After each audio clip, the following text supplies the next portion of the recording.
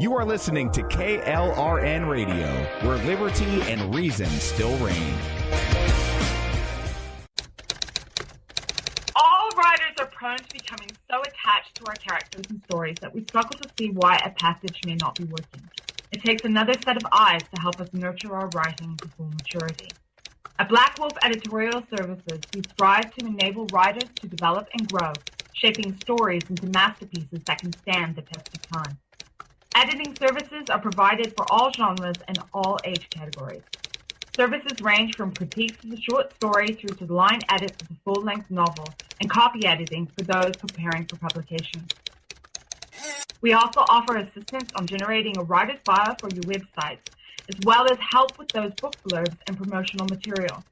We won't abandon you to the masses. We want to celebrate with you in your successes. Black Wolf Editorial Services, nurturing your writing into maturity. For a full list of services and prices, visit us at blackwolfeditorial.com. Individuals and businesses with tax problems, listen carefully. Do you feel like you're losing control over your finances? If you owe over $10,000 in back taxes or have unfiled tax returns, we can help you take back control. The IRS is the largest and most aggressive collection agency in the world, and they can seize your bank account, garnish your paycheck, close your business, and file criminal charges. Take control of your tax problems now by calling the experts at Tax Mediation Services and take advantage of the Fresh Start program and new laws that may allow us to negotiate a settlement for the lowest amount possible. Our team of tax attorneys and enrolled agents can stop collections and get you protected so you can take control of your financial future. Tax Mediation Services is accredited by the Better Business Bureau. Call now for a free case review and a price protection guaranteed quote. Call Tax Mediation Services now at 800-610-9050. That's 800-610-9050. 800-610-9050. KLRN Radio has advertising rates available. We have rates to fit almost any budget. Contact us at advertising@klrnradio.com.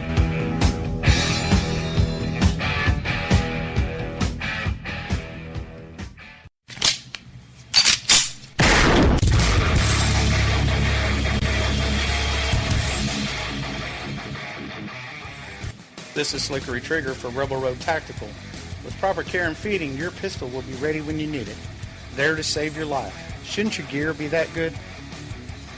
Whether you need a holster for comfortable everyday carry or a tough-as-nails holster for your next training course, Rebel Road Tactical has what you need.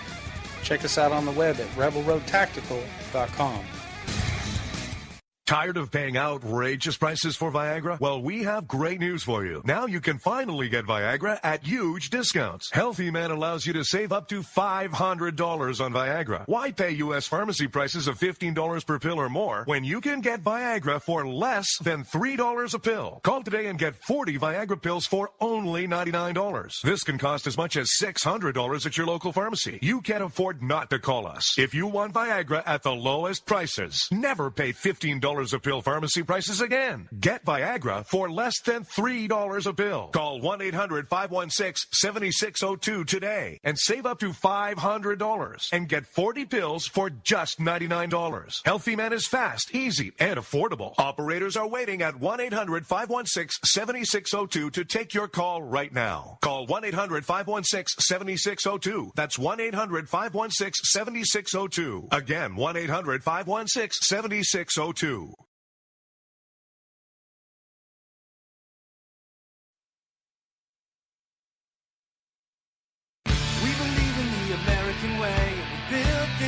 Called the USA, and we fly our flag cause we're proud and free, we're Americans. Red, white, and blue is our way of life. Never back down from a challenge or a fight. Nature provides, God gives the rights, we're Americans. We fish the waters and we hunt the lands. We forge the steel with our own two hands. With what we've got, we do the best we can, we're Americans. This is Rio of Madison Rising, and you're listening to KLRN Radio, where liberty and reason still reign. It's time now for the Conservative Curmudgeon Radio Show. Now, here's Grouchy. Good evening. Glad to be back with you. It's been a little while. It's been shaky, you know, the holidays, the winter weather. Give it up for the man behind the scenes tonight, the rowdy one, Rick Robinson. Not only is he going back live on the air tonight while he's still sick, he's actually producing my show too. The guy is a trooper. He was out last week, down for the count. He's back. Not fully 100%, but he's back anyway. And, also Rick's the honcho around KLRN anyway. And, he runs the station from the mothership there in Oklahoma City, who exactly hasn't had the most pleasant weather of recent days. Have you, Rick? No, it's been kind of interesting. I've been hanging out with some penguin friends of mine. Yeah, they made a trip down from the north. I get it. We had a really cold week here on the Gulf Coast, which is not supposed to happen. But we have finally regulated, and I think we're going to be pretty much hitched into a springtime pattern now. I don't know. I don't see anything super cold coming at us down here on the beautiful northern Gulf Coast. And so I'm real pleased with that. I'm walking around in short sleeves and shorts, and 77, 78 degrees. Oh, it's really nice. Yeah. Everybody that's about north of, say I-10, you can suck it. Yeah, well, I have two words for you, and one of them is not fit for radio. Yeah, I'm sure. I'm sure a lot of people feel that way right now. Anyway, it is good to be back with you, folks. KLRN Radio, Wednesday night. We got the full stream for you tonight. The Grand Slam, if you will, Wednesday night. Starting off with me, then Jesse's POV, then Constitution and Culture with Rick and Susan, or not Rick, but Dan and Susan, and then Rick with America Off the Rails. So do yourself a favor, turn the damn TV off. It sucks on Wednesday night anyway, and sit your butt right here and get educated. So, there's been a lot going on since I've been on the air with you guys, and we surely don't have time to cover it all in just a scant hour, minus commercial breaks and all that good stuff. But we're gonna buzz through some stuff here tonight. We're gonna start with the big explosion of a story, and that is clemency. Well, maybe not clemency. Commutation would be a better word. Commutation. A former Army private convicted of passing reams of classified material to the anti-secrecy group WikiLeaks is one of 209 more federal prisoners who received a commuted sentence from President Obama on Tuesday. The 209 clemencies adds to Obama's record-setting pace. His one-day total was more than any of his 11 immediate predecessors granted during their entire presidencies. But the focus likely will be on Bradley Manning. Yes, you heard me right. I said Bradley Manning. Bradley, who is serving a 35-year sentence related to the stolen documents given to WikiLeaks. While in prison, Manning declared himself transgender and began living as a woman, which I'm guessing if you're the scrawny little blonde-headed, blue-eyed guy in the cell block is not real hard to do, if you catch my drift. Anyway, in September, the Army agreed to pay for gender reassignment surgery. Now, we're going to stop the story right here for a minute, and I'm going to go off on a little bit of a tangent. Because Bradley Manning can call himself whatever he would like to call himself. Transgender means nothing to me. This is a made-up boogeyman word from the left. They use it to bully people with. They use it to push their lack of morals down your throat. And quite frankly, I don't care if he takes on a woman's name. I don't care if he has surgery done to remove what God gave him. The fact of the matter is that Bradley Manning was born with an X and a Y chromosome. That makes him a male of the species of human. There is no ifs, ands, or buts about it. Feelings don't matter in science. And it's time for the left to start embracing some of the damn science that they say is so settled. You want to talk about some settled science? Male and female, that's settled science. There is no middle ground. Anyway, that's enough of my tangent. Sentenced back in 2013, Manning's sentence will now expire May 17th. Now, some prominent thoughts on this. How about William Otis, who worked for both Bush administrations and now serves as an adjunct law professor at Georgetown University?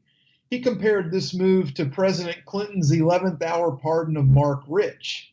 The pardon drew widespread condemnation since Rich's wife was a heavy contributor to the Clinton presidential library and Hillary's Senate campaign. He said this might even be worse than Mark Rich. He said Manning is a traitor. And I don't disagree. Obama on Tuesday also pardoned 64 people, including James Edward Cartwright, a former Marine Corps general and vice chairman of the Joint Chiefs of Staff, who was convicted of making false statements to federal investigators during an investigation into the leaking of a secret U.S. cyber attack on Iran's nuclear facilities. You remember that when we turned the little virus worm loose in their computers? Yeah, I remember that. Anyway, also on the list of pardons was Willie McCovey.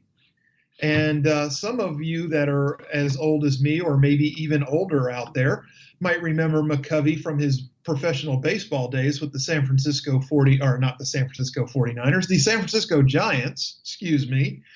And you know, the only reason I bring McCovey up is because he's a native of Mobile, Alabama, which is local to me. I'm not exactly in Mobile, but I'm close enough to reach it rather quickly. So I just thought I'd throw that out there. He was pardoned for, evading taxes on his merchandise and autographs and things of that nature. So Willie McCovey fully pardoned now. Obama's decision to shave so much time off of Manning's prison term, it's jarring in the context of months of leftist hand-wringing in the role that WikiLeaks supposedly played in the defeat of Democratic presidential candidate Hillary Clinton. WikiLeaks published thousands of emails hacked from the Gmail account of Clinton campaign chairman John, my password is password Podesta, and the DNC. The United States intelligence services have pointed the finger at Russia for those hacks, and 50-some Democratic members of Congress have declared President-elect Trump illegitimate, and as a result have announced they will skip the inauguration on Friday. Now, back to Mr. Otis, who contributes a blog called Crime and Consequences. He said the opposing views on WikiLeaks based on its target represent a shocking double standard. No kidding, the left has double standards? Who knew? Unlike the political emails, Otis said, the documents were passed to WikiLeaks by Manning were classified and could have jeopardized national security. How about did jeopardize national security? Folks, this is not something to just breeze through real quick here. Manning put a lot of people that were basically covert operators in foreign countries at risk. We will probably never know until whatever the the allotted amount of time it takes to declassify all those documents and then submit Freedom of Information Act requests. It may be 20 or 30 years before we actually know how many ongoing intelligence operations actually had to be shut down and assets moved, relocated, or actually even saved because of the jeopardy they were put in by those documents being leaked out. Now, don't get me wrong, okay? There's a time and place for quote-unquote whistleblowing, okay? And there's a way to do it. You don't go to WikiLeaks. You know, you get on the phone with your congressman, you get on the phone with your senator, and you arrange for private meetings with them and your attorney, and you can get this done. There are ways to do it.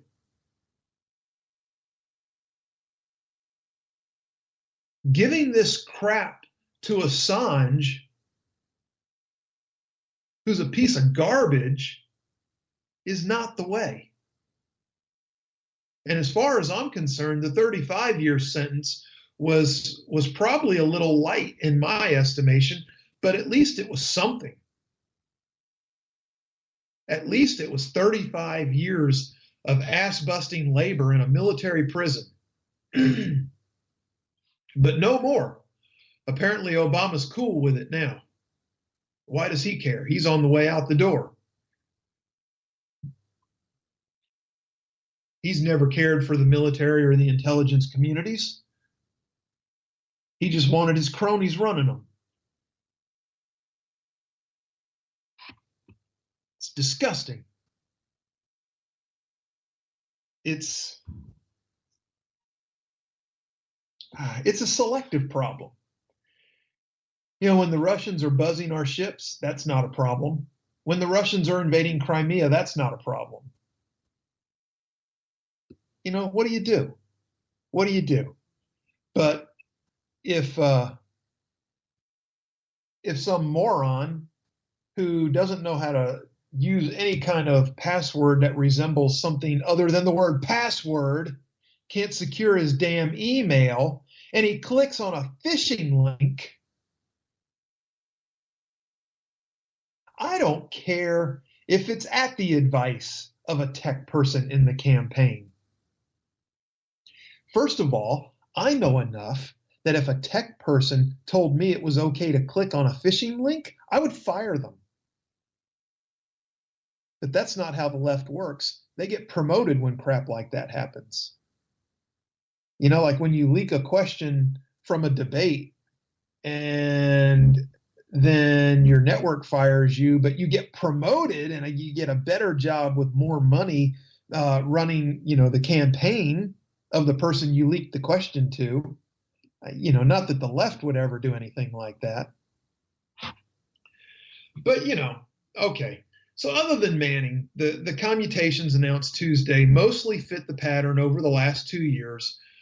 Drug offenders serving life sentences or lengthy prison terms. 37 of the people who got pardons and commutations also had firearms convictions. You see, President Obama, that means they're not nonviolent. 4 had been convicted for engaging in a continuing criminal enterprise, a tip-off that they were higher-level drug traffickers. An advocacy group called Cut 50 praised Obama. For far too long, efforts to fight crime have missed their mark, breaking up families and harming the human potential in our most vulnerable communities, said Jessica Jackson Sloan, the national director of Cut 50. Thanks to President Obama's clemency initiative, more than 1,000 people who were given overly harsh sentences have the opportunity to reoffend and kill other people on the streets. No, that's not what she said, but that's what it is.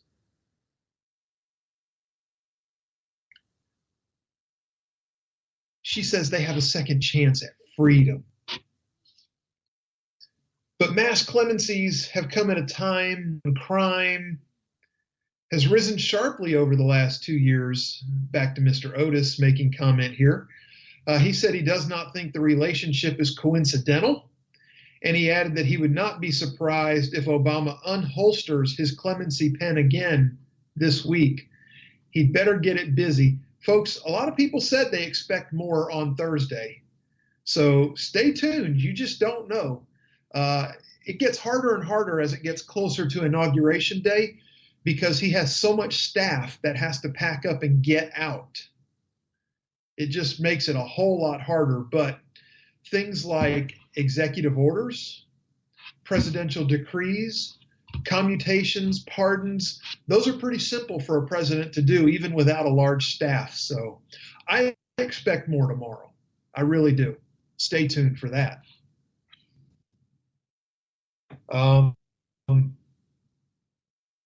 So let's see. What do we got here? We got, wet foot, dry foot. We got to talk about this. So, Obama ended the wet foot, dry foot policy with Cuban refugees. We'll call them illegal immigrants because that's really what they are.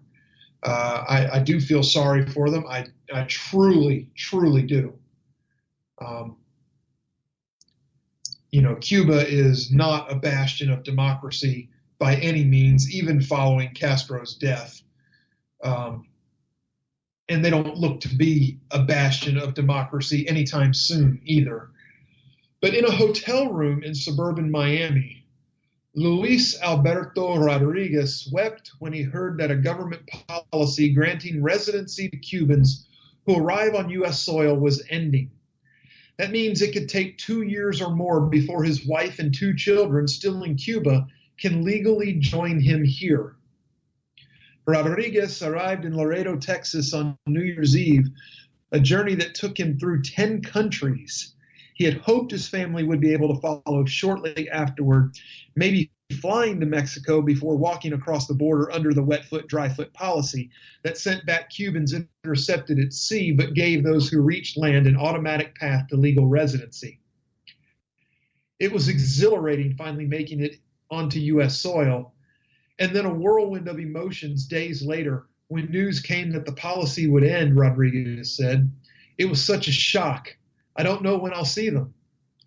On Thursday, a little more than 2 years after Cuba and the U.S. began reestablishing diplomatic relations, another problem we got to talk about here too. President Barack Obama decided to end the wet foot, dry foot policy, moving yet another step closer to normalizing ties that had been frozen for nearly half a century. The change forces Cubans to follow the same rules as immigrants from other countries, formally applying for legal immigration status and waiting their turn behind a long list of people who applied before them. Cuban leaders were not the only ones irritated by the wet foot, dry foot policy. It also rankled an increasing number of U.S. elected officials who accused some Cuban immigrants of abusing their privileges by claiming benefits under federal aid programs, even if they returned to Cuba to live. Millions of dollars were defrauded from Medicare that way, they said. Cubans' special status also angered immigrants from other countries, including those who felt they faced the same kinds of political challenges at home that Cubans had faced under the late Fidel Castro and his brother Raul. Moreover, they said many Cubans, particularly in recent years, went to the U.S. primarily for economic opportunities, not because of persecution. I don't know about that. There's still a lot of persecution going on in Cuba. But, for a minute, let's back up. Let's just back up for a second, okay? So we've got Obama saying he's doing this to normalize things. But what is good for the left should be good for the right. Don't you agree? Or what's bad for the left should be bad for the right. We can go that avenue as well. So if Obama is trying to normalize relations with Cuba and being hailed by the left for being this great person for doing this, why is it so bad that Trump wants to normalize things with Russia?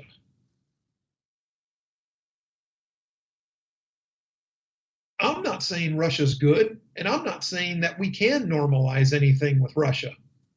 I think Russia's a bunch of sniveling, sneaking, spying communist bastards. And there are some good people in Russia that don't believe that way. They really don't. Yeah, I've been there, so I know. Okay? But what I'm getting at here is you've got Obama trying to normalize relations with one communist nation, and you've got Trump trying to normalize with another communist nation, and one is bad and one is good. I'm tired of the double standard. It's either good and good, or it's bad and bad. In this case, I think it's bad. That's my opinion. Time may prove me wrong. Trump may prove me wrong. Who knows? Who knows? He may reach into that nest up on top of his head and pull out a gem. I'm not betting money on it, but hell, it could happen. Okay? For those of you new to the show, if you didn't know, Trump was not my first pick on the Republican ticket for president. He was not my second or third pick, for that matter. But he's the man that won the nomination and won the election. And I don't care if you are anywhere from never Trump to, okay, he won it, so let's move on, to Trump's okay, to I'm a Trumper, I'm a Trumpet, whatever you want to call him. I'm stuck with Trump. To alt-right. I don't care, okay? I don't care which one you are. This man will be our president come noon Friday. And the office that he will occupy deserves respect. I'm not saying the man deserves respect, okay? I think that respect is something that should be earned by an individual. And I think that he has an outstanding opportunity to earn respect of Americans from all walks of life. Whether he actually seizes that opportunity and achieves what he's talking about by bringing everybody together remains to be seen. We also are bidding farewell to a quote-unquote uniter that set race relations back 40 years in our country. So, again, respect the presidency. It's a very difficult job. It really is. It's grossly underpaid for what they do, for the hours they put in. You can abuse it, as some have, and you can be somebody that doesn't abuse it. Doesn't matter. You get paid the same. So we shall see. Mr. Trump will have his opportunity. I won't root against him. I find that to be counterproductive. I want our country to succeed. And it's my belief that in order for our country to succeed, our president has to succeed. And I've been sorely disappointed the last 8 years. But anyway, we are at the bottom of the hour. We're going to continue this wet foot, dry foot when we come back from the break. Do yourself a favor. Stay tuned.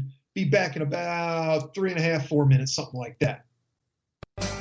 Oh, but ain't that America? You and me. Ain't that America? Something to see, baby. Ain't that America? You are listening to KLRN Radio, where liberty and reason still reign. All writers are prone to becoming so attached to our characters and stories that we struggle to see why a passage may not be working. It takes another set of eyes to help us nurture our writing to full maturity. At Black Wolf Editorial Services, we strive to enable writers to develop and grow, shaping stories into masterpieces that can stand the test of time. Editing services are provided for all genres and all age categories. Services range from critiques of the short story through to line edits of the full-length novel and copy editing for those preparing for publication. We also offer assistance on generating a writer's bio for your websites, as well as help with those book blurbs and promotional material. We won't abandon you to the masses. We want to celebrate with you in your successes.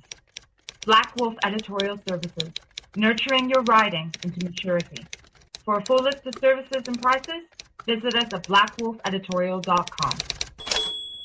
Individuals and businesses with tax problems, listen carefully. Do you feel like you're losing control over your finances? If you owe over $10,000 in back taxes or have unfiled tax returns, we can help you take back control. The IRS is the largest and most aggressive collection agency in the world, and they can seize your bank account, garnish your paycheck, close your business, and file criminal charges. Take control of your tax problems now by calling the experts at Tax Mediation Services and take advantage of the Fresh Start program and new laws that may allow us to negotiate a settlement for the lowest amount possible. Our team of tax attorneys and enrolled agents can stop collections and get you protected so you can take control of your financial future. Tax Mediation Services is accredited by the Better Business Bureau. Call now for a free case review and a price protection guaranteed quote. Call Tax Mediation Services now at 800-610-9050.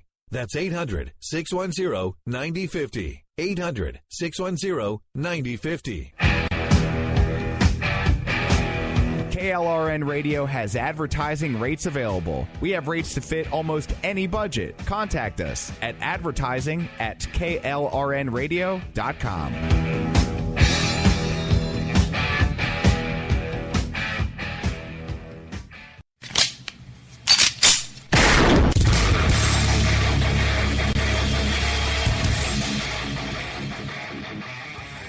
This is Slickery Trigger for Rebel Road Tactical.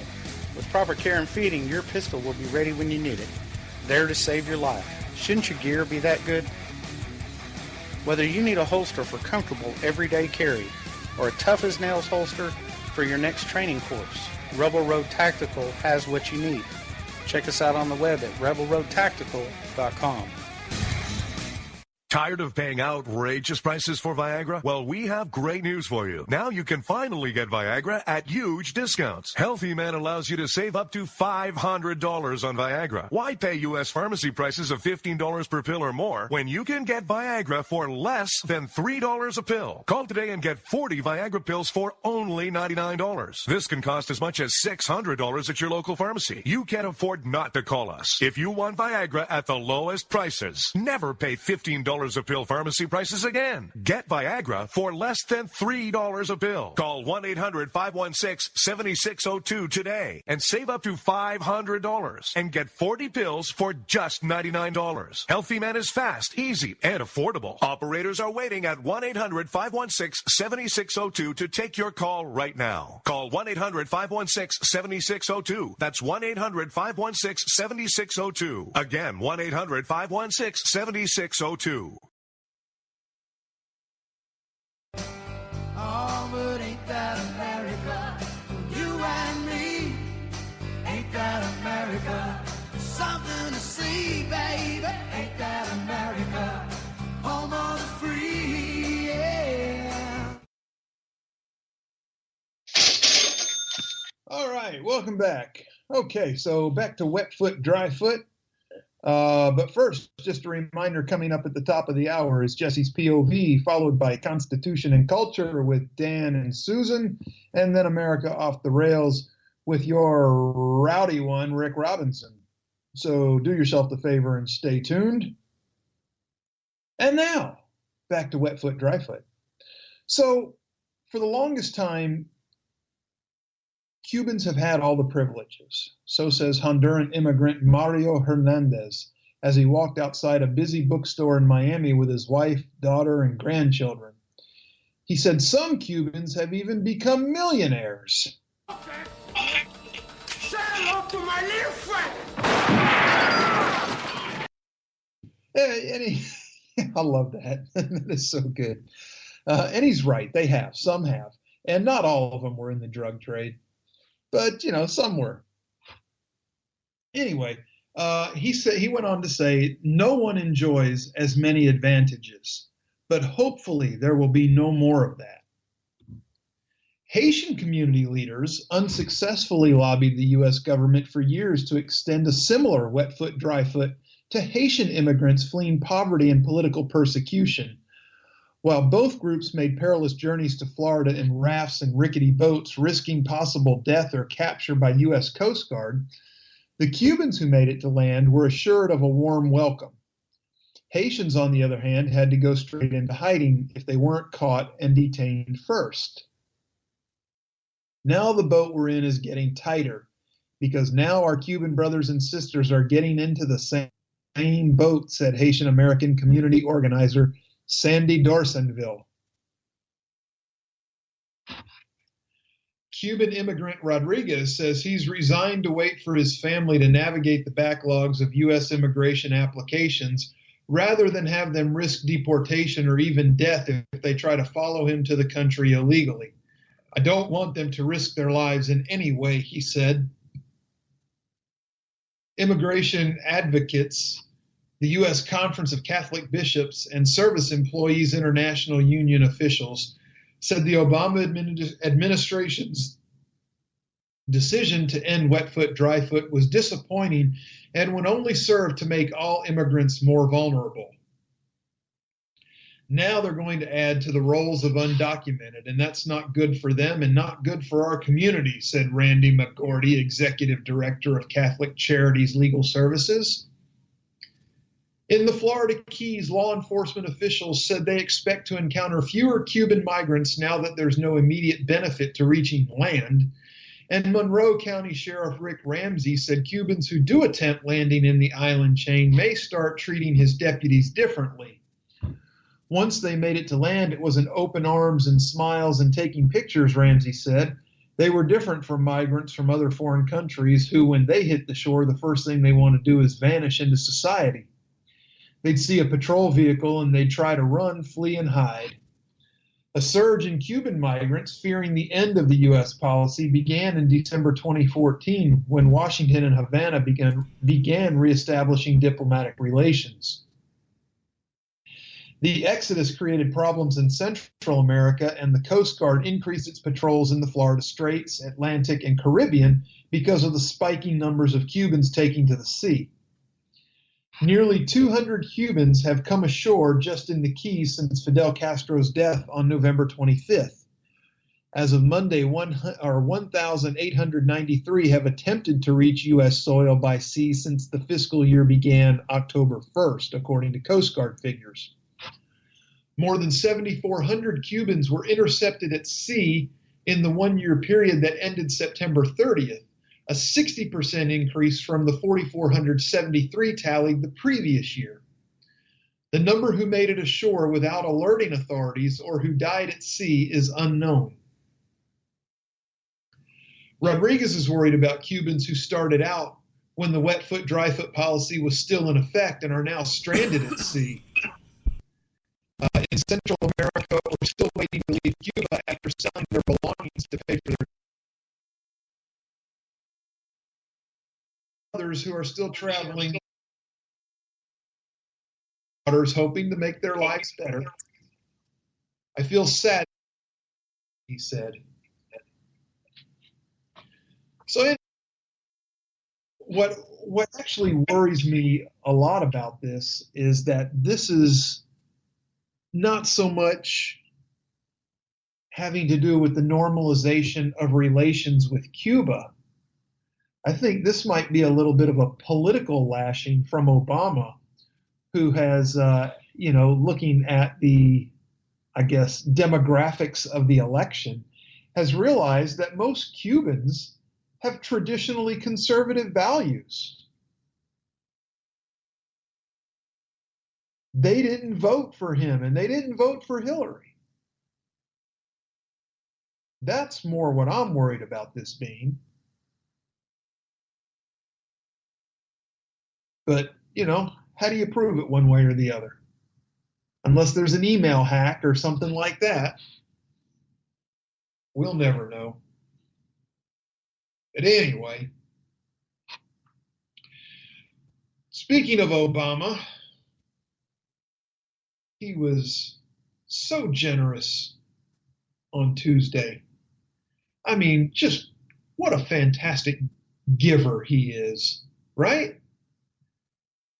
The State Department on Tuesday announced that it has transferred another $500 million. Yeah, you heard that right. $500 million, or $500 million. That's an additional $500 million to a UN-affiliated global climate change fund, whose congressional critics have derided as a slush fund and handout to foreign bureaucrats. There had better not be one elected politician in D.C. ever talk to me about raising taxes when this idiot sends $1 billion to this group. The move comes 3 days before the inauguration. 3 days before the inauguration of a president who pledged days before his election victory to cancel billions in global warming payments to the United Nations and devote funds instead to environmental infrastructure at home. It's done. He's transferred it already. How do you cancel it? The $500 million is the second transfer to the Green Climate Fund, whose purported aim is to help developing countries reduce greenhouse gas emissions and adapt to occurrences blamed on climate change, such as rising sea levels and drought. I love that. So you have an excess of water and drought. It's salt water, true, but you can desalinize salt water. I mean, crying out loud, the Middle East is doing it all over the place. President Obama pledged $3 billion to the GCF over 4 years, and a first installment, also $500 million, was paid last March. Critics in Congress at the time charged that the disbursement was a waste of taxpayers' money and pointed out that Congress had not authorized or appropriated any funding for the GCF. Thank God somebody had the reason to stand up and scream about this. Senator John Barrasso of Wyoming, who has led the criticism on Tuesday, called the latest payment an insult to the American taxpayers. And folks, I do not disagree. The hundreds of millions of taxpayer dollars the Obama administration spent on the United Nations Green Climate Fund were never approved by Congress, he said. The Obama administration is now sending this slush fund another $500 million in its final day at the White House, Barrasso said. This is a complete disregard for the will of the voters, an insult to the American taxpayers. Last week, Barrasso questioned President-elect Donald Trump's nominee for Secretary of State, former ExxonMobil CEO Rex Tillerson, about the GCF and other climate funding. Tillerson did not comment or commit directly to a funding halt, but to a review. The Obama administration has unilaterally pledged $3 billion to the UN Green Climate Fund. The administration has requested $1.3 billion for global climate change initiatives in this year's president's budget for fiscal year 17, Barrasso said. You mentioned Donald Trump campaigning on America First. Will you commit to ensuring no funding will go to the UN Green Climate Fund?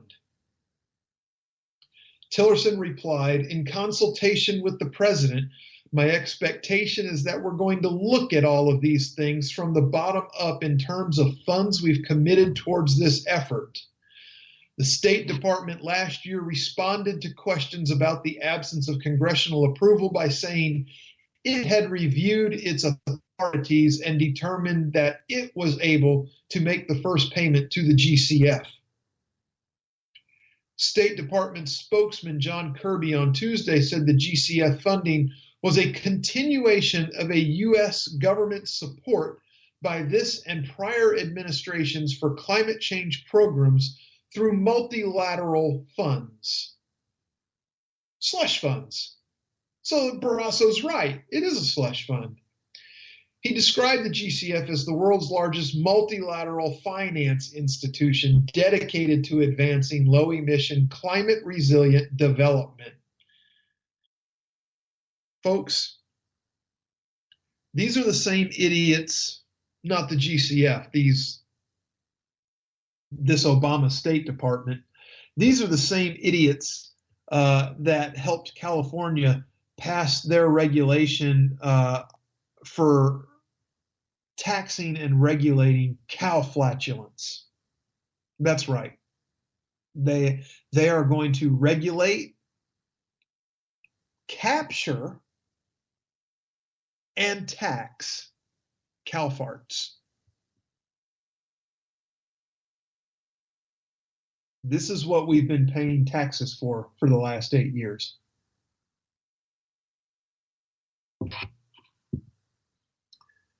The GCF,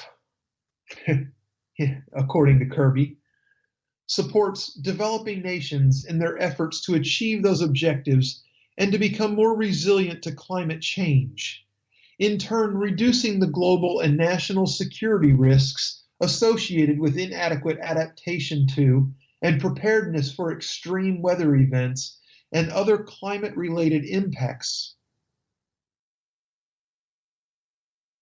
Bullcrap.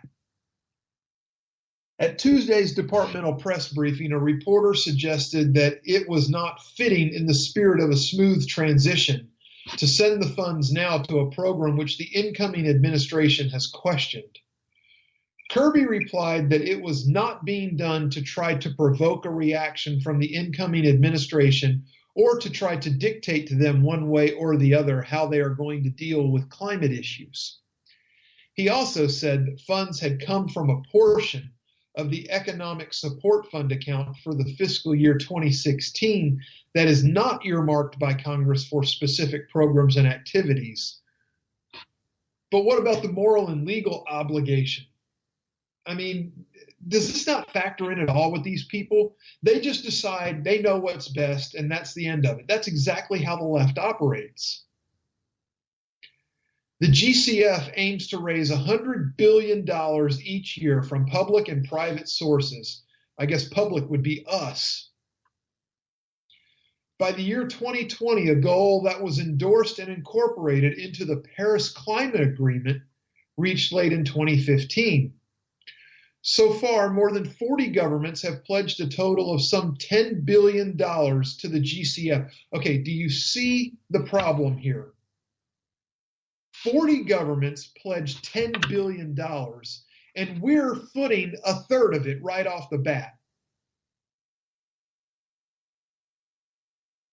Okay? I don't agree with a lot of what Trump is saying about what other countries need to be doing and ponying up for. But by God, this is something that we shouldn't be paying any more money into than anybody else, and nobody should be paying any money into it at all. You know what? If Gambia has a problem creating too much smog for Gambians to breathe, maybe Gambia should figure out how to fix it instead of us sticking our damn noses in there telling them how to fix it.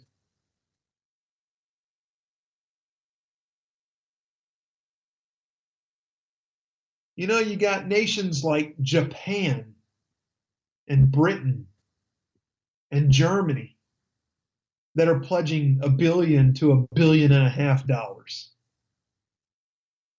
And we're doubling or tripling that. How does that make sense to anybody? With the economic state that our country is in, how does this make any kind of sense at all? Last year, it approved its first projects in developing countries around the world, from flood risk reduction efforts in Pakistan to early warning systems in Malawi, to the development of argan orchids in Morocco's degraded environment. Flowers. With a goal of spending $2.5 billion during the course of the year. Damn, don't that sound nice? We really need to spend $2.5 billion this year.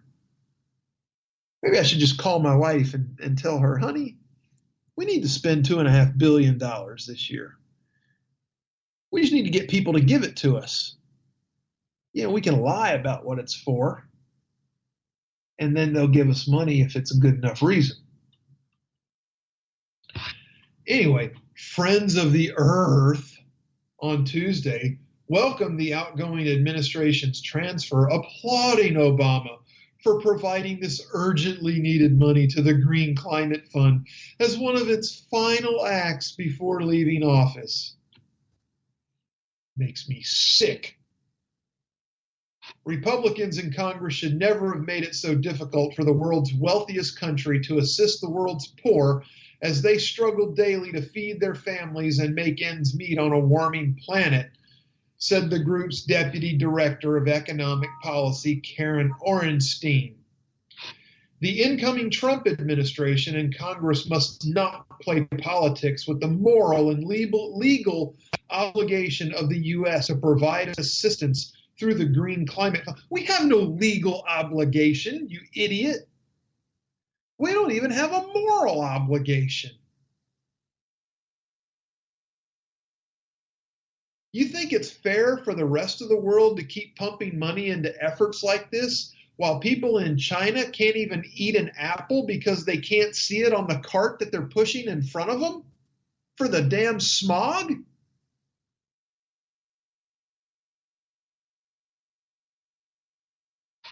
They claim that this must not be twisted into some kind of game to score anti-science political points.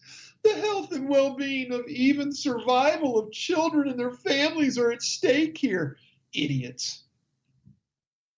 Freaking idiots. Guess what? The health, well-being, and even survival of children and their families are at stake every day in every country on this planet.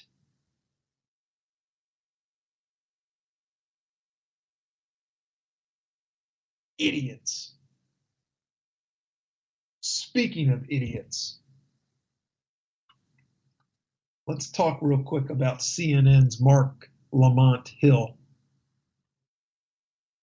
He referred to Trump diversity team member Bruce Lavelle, Reverend Bruce Lavelle, as part of a group of quote-unquote mediocre Negroes who met with the president-elect.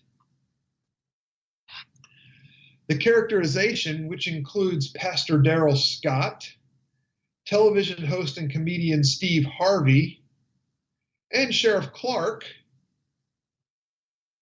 came during a panel discussion with CNN's, we'll call him vibrantly happy on New Year's Eve, Don Lemon. They, the Trump transition team, keep bringing up comedians and actors and athletes to represent black interests. It's demeaning, it's disrespectful, and it's condescending, Hill argued. Bring some people up there with expertise. Don't just bring people to entertain. You weren't even there, retorted Lavelle.